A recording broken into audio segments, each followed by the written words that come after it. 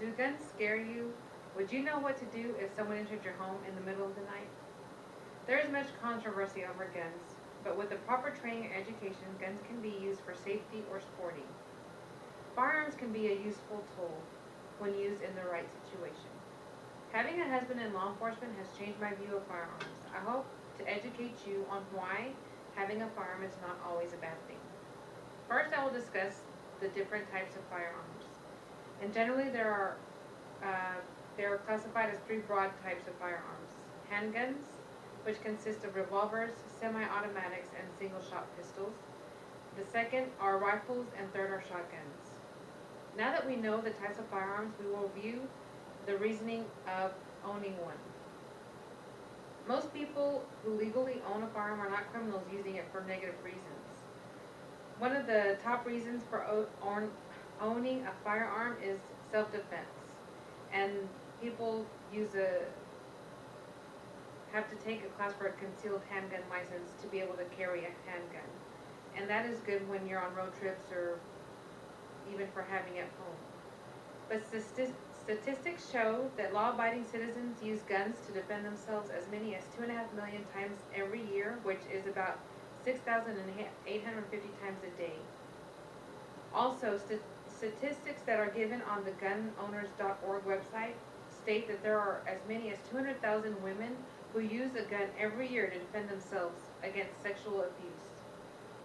Another reason for owning a handgun, owning a firearm, is for hunting.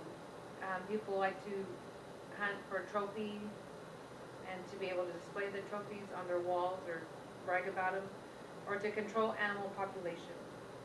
Another reason would be collecting, and a final reason would be sporting, like target shooting, skeet shooting, or for competition reasons. Finally, we will take a look at statistics of having a firearm versus not having a firearm. The bad guys are going to acquire a gun whether there is gun control or not, but the honest citizen will be left without a gun for self-defense. I want to use Mexico as an example. There, it's against the law to own a firearm, but who are the ones that have the weapons? It's the bad guys. So that leaves the honest citizens to be defenseless and not be able to defend themselves or their family.